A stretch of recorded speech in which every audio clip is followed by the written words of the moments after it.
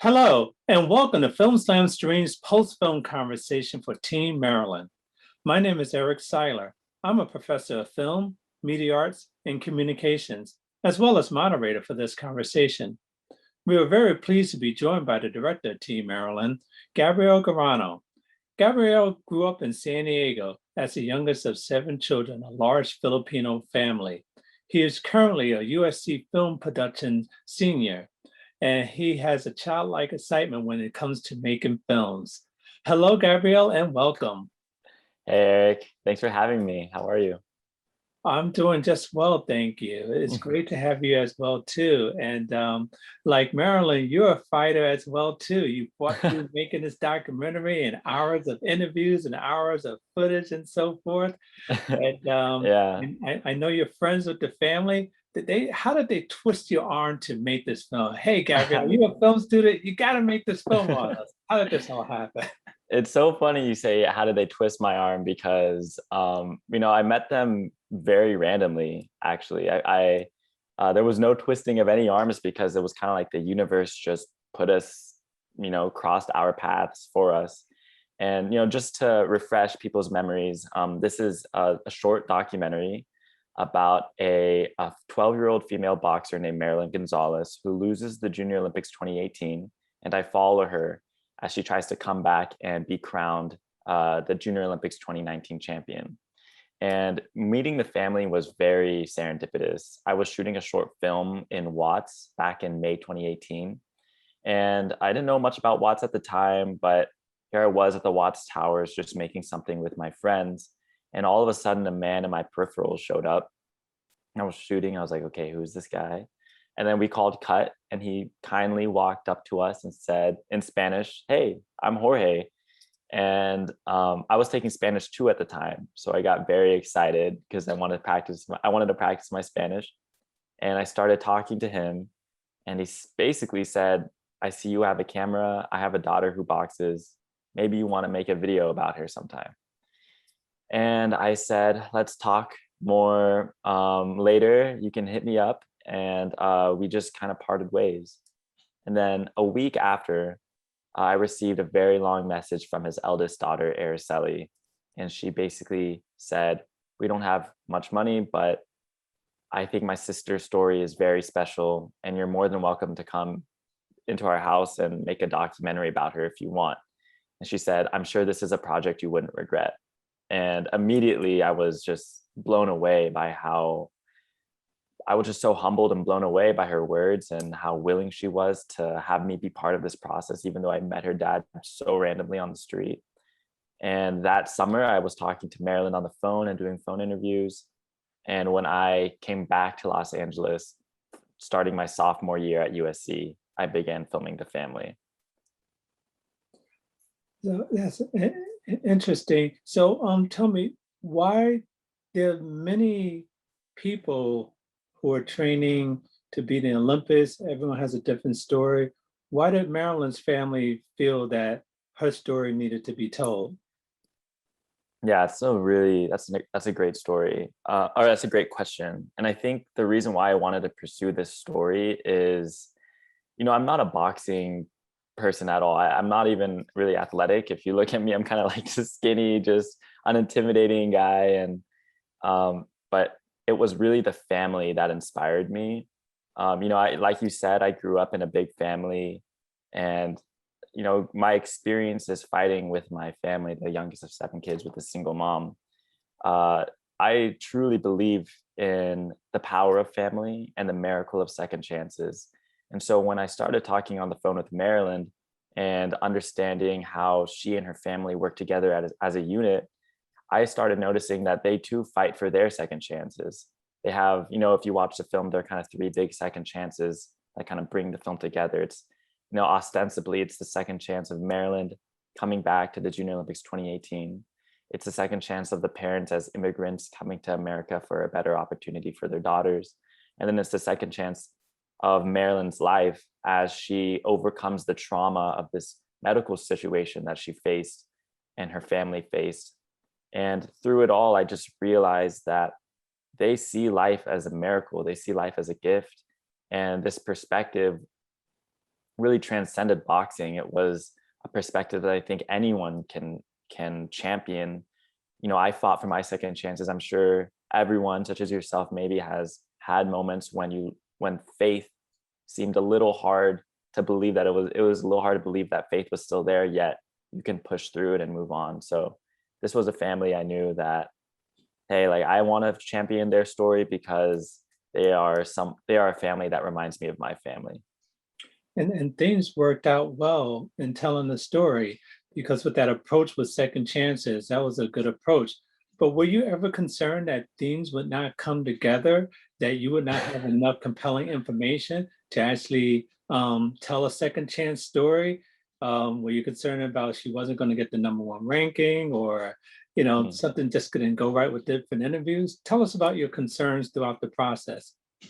Yeah, I think it's oddly enough, and maybe this is for the best, it was actually the opposite. I felt like I had too much compelling information, and I like to say that I had the most beautiful experience for a year and a half to 2 years filming this family's beautiful journey, witnessing some of the most emotional and gorgeous moments that I've ever shot.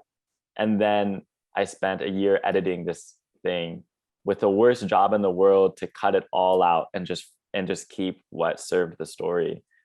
And your question about just the obstacles of doing that, it was so tough because I had so much information about this family, and got to learn about their dreams and aspirations. And it was really just a difficult process to whittle it down into the second chances. And how I got to that point was just by really listening to this family and asking them questions while the camera was recording. And while it was off, while I put the camera away, I had many dinners and hung out with the family. And I really tried to pay attention to the through line of like, hey, like what do they really care about and what's really important to them? And that really helped me kind of shape the story to where it needed to be. And I could go on and on about what's on the cutting room floor, but sorry, I kind of lost your question there for a moment. But basically, it was just by being really mindful and present with the family that I was able to take all of this crazy information and whittle it down to what I really think they stand for as a family. Can you give us an example of something that was left on the cutting room floor that if you had time that you would have definitely have put in the film? Definitely. So the family has a very special bond, as you know, and they are tight knit and they really work together. And there's a moment that I put in the film for the longest time up until the end, when I chose that it didn't really serve the main story as well, when they're having lunch together. And the mom, Araceli, basically talks about how quality time with family is worth more than gold. And they talked about their financial situation and how they work at the poultry shop, but really that doesn't really matter to them, or like getting a lot of money to buy a new car or to buy a new tablet or anything like that doesn't really matter to them, because what's going to matter the most for their children is spending time with them. And she said it so beautifully and poetically and eloquently, but it was kind of detracting from the story a little bit, because I think it's something that doesn't really need to be said. I think it's something that we witness. We see them already going to work. We see them appreciating their daughter and making their daughter's life something that feels very special. And we don't really need to hear that verbally. So it was one of those things where sometimes showing was a little more powerful than telling. And also timing wise, we really wanted to keep the storyline of the medical trauma moving, so it didn't seem like it was just kind of shoehorned in. So we kind of replaced where that soundbite would have been. We replaced it with more stories about the medical trauma. What has the reaction been to the film, first from the family and to people in general? Yeah, so I showed the family like every cut while I was making the documentary. So I showed them like the 3-minute sizzle cut, the 5-minute cut, the moment right before I decided I wanted a picture lock. I showed them just to get their blessing that, you know, everything that they wanted was in there. And then I showed them, of course, the final cut. And each time it has been an emotional experience because, you know, they're a family that loves to appreciate every day as a gift. And they are so appreciative and happy that this kind of blip in their life, this 1.5 years of their life has been captured. And they just are really grateful that they can always look back on it and see it as kind of like a time capsule. And you know, they really love the documentary, and they're so supportive of it that they've actually went out of their way to help organize community screenings. So we actually did screenings in Watts, in Maryland's. You know, she lives in the Watts projects. We did a screening for the entire Watts projects. We did a screening for the boxing gym. And it's been very special to just see the love extend beyond the family. They want to share the story because they believe it's not only their story, but it's a story of people who are like them, people who live where they live, people who are also immigrants. So that's been a really special, it's a very special process. Well, great. Now, I know Marilyn is, you know, she's still in school, high school. In fact, I know you shared with me, she's in boarding school out in Colorado and training, and you're in touch with the family. How is Marilyn doing now? Maryland is doing, I'd say she's doing quite beautifully. I don't know if that's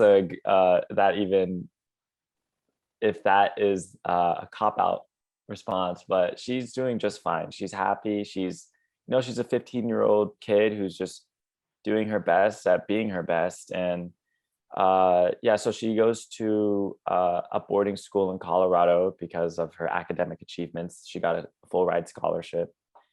And I would say that she inspires me every day to just continue to be the best version of myself. And she's happy and her family's quite happy. So I think things are going well for them. Now, are you still filming the family in hopes of maybe extending this into a feature or maybe make it another documentary? Right now, no. I've decided to just leave the camera, you know, put the camera away for a little bit, just because a lot of what I feel like I wanted to say or what I wanted to capture about this family was kind of accomplished in the short. You know, I'm not, like I said, I'm not really a boxing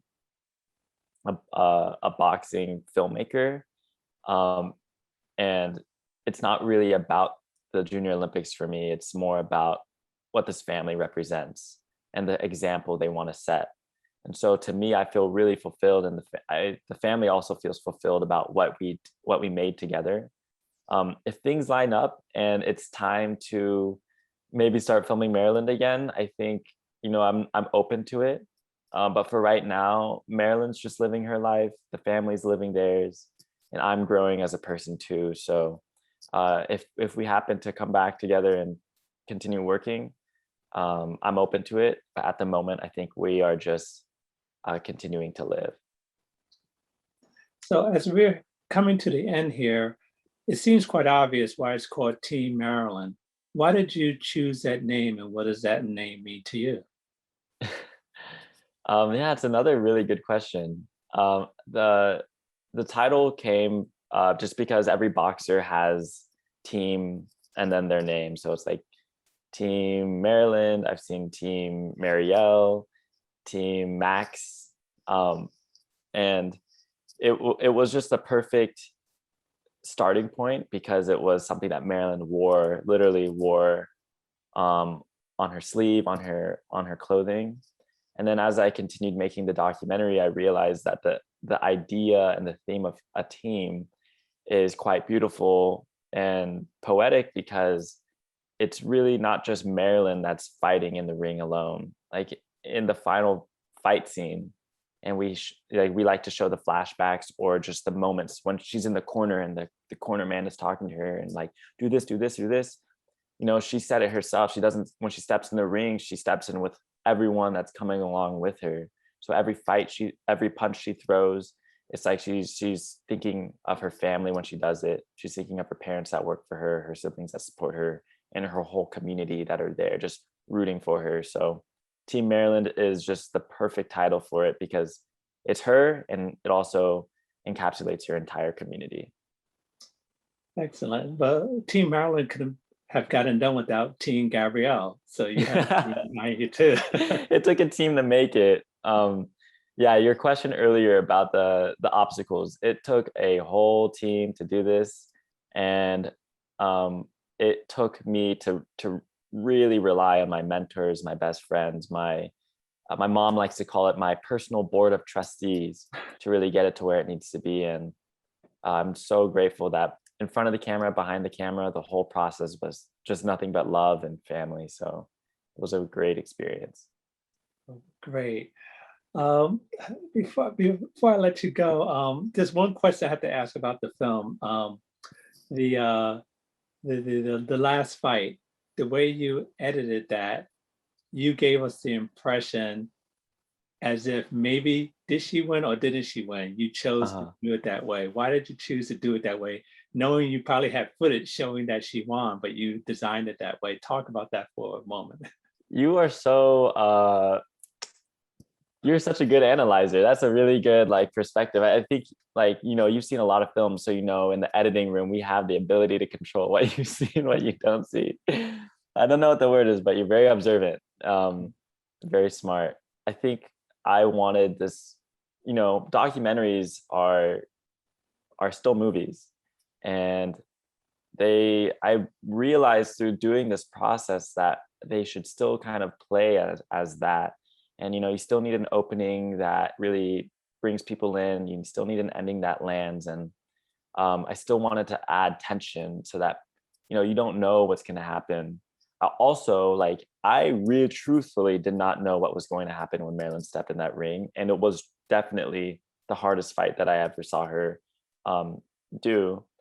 And when I was filming her and the judge was standing there, you know, about to announce the winner, I definitely had no idea what was going to happen. So it was my job when I came home with it and I had the footage, it was my job to recreate that, because you, Eric, you know, you're not there in Wisconsin watching it happen. So I have to do my best to make it feel as if you are there. So every hit, I really wanted it to feel like you felt it. And the cuts, I wanted it to just completely represent the emotions that I was going through and Maryland was going through when it was actually happening. So definitely wanted to add tension there. But in real life, it genuinely was that scary. Wow, that's good to know. I know we've gone over time, but one more question. Do you have any footage or any interviews with any of her opponents talking about how good she is or how accomplished she is? You know, I don't have any interviews. I think that's a good idea. And that's something that I'm learning, is definitely getting interviews or talking to people who maybe seem, you know, just off the main, just outside of the circle of the main subject. But they also have their own stories. So I'm sure they probably would have something very interesting to say. Exactly. Yeah. It's good. You've done a really fine job. I mean, people who are just fans of people, I gotta love this. If you're a sports fan, boxing fan, or love like the boxing movies or Rocky movies or whatever. I mean, it's something for everyone. It's just really, really a well done job. Thanks, Eric. Congratulations on it. What's next for you? Is there something that you're working on now that we can maybe see in the near future? Definitely. So I'm working on so I go to USC and I'm a senior there. So I'm directing a senior thesis, and I'll be wrapping that up this May.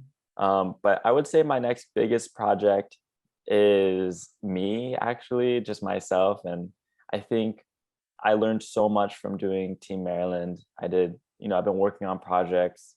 I've been in school for film, and I think I feel like it's just the right moment in my life as I graduate that I want to focus on how I can be the best version of myself. And I've been so inspired by Maryland and her family that I think I want to take a moment to be mindful about the routines that I want to implement in my life as I continue to grow. And I want to be mindful about the people I prioritize in my circle. So, the next project, as corny as it sounds, is me, and I really want to try to be the best version of myself, because if the world continues to work in its really weird ways, maybe the next project is going to fall into my lap, and I want to make sure that I'm ready and that I have the mental wisdom and I'm prepared with the right questions to ask if it does come my way. So I got fortunate with Team Maryland, just happened to cross paths with Jorge, and maybe it might happen again in the future. So I just want to be ready for that. Well, that's great. Everyone needs to invest in themselves to prepare for the future. And with the success of this film, I'm sure people may be knocking on your door. We shall see. It's an open door policy for me. So come on in. Great. Well, thanks again, Gabrielle, for joining us and sharing some insight and wisdom on this film and on yourself. Thank you. Thanks, Eric. And thank you, Beth, for helping coordinate this. And thank you to our audience for joining us for this important and invigorating conversation. For more information about the current 45th Cleveland International Film Festival or any of our upcoming film festivals, please continue to follow us on social media or visit clevelandfilm.org. I'm Eric Siler. Thank you.